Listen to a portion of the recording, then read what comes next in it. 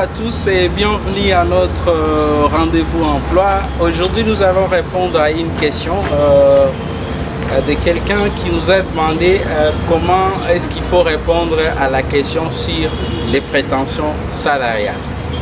D'entrée de jeu, je m'en vais vous dire que les prétentions salariales sont personnelles.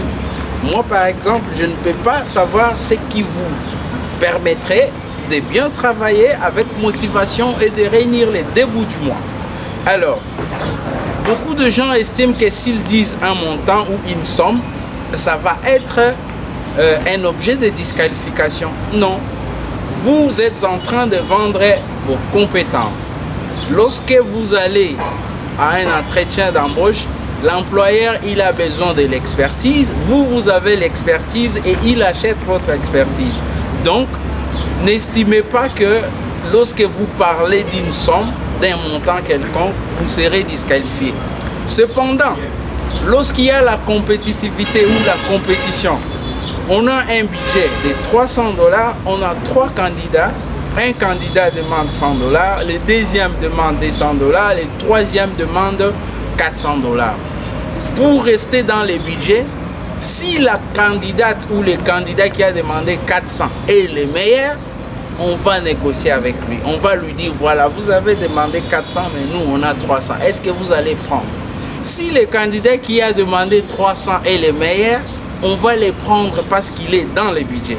Mais dans tous les cas, dire un montant ou une somme n'est pas un objet de disqualification de votre candidature. Lorsque vous demandez des prétentions salariales, lorsqu'on vous demande de parler de vos prétentions salariales, si vous êtes déjà salarié et que vous devez aller ailleurs, le minimum possible d'augmentation peut être de 30%. Mais il y a d'autres gens qui quittent un emploi à un autre, pas pour le salaire, peut-être à cause de l'environnement de travail qui n'est pas bon. Peut-être à cause de la famille qui est loin avec son lieu de service. Il y a plusieurs implications dans ça. Alors, il va dire, je n'ai pas de prétention salariale pour moi, j'ai juste envie d'être basé à Kinshasa, à Abidjan, tout près de ma famille.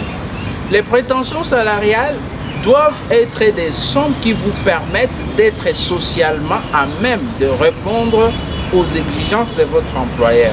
Si vous avez un problème de transport, si vous avez un problème social des frais scolaires, si vous avez un loyer à payer, il faut que toutes ces dépenses-là soient atteintes pour que vous soyez motivé. Si vous travaillez alors que votre salaire ne vous permet pas de vivre, vous n'aurez pas la capacité de travailler et de donner des résultats. C'est pour ça que les employeurs demandent des prétentions salariales. Si vous avez d'autres questions, n'hésitez pas à nous contacter. On va se retrouver un autre jour avec une réponse à une autre question. Dans l'entretemps, on vous souhaite une très bonne chance pour vos recherches d'emploi. Au revoir.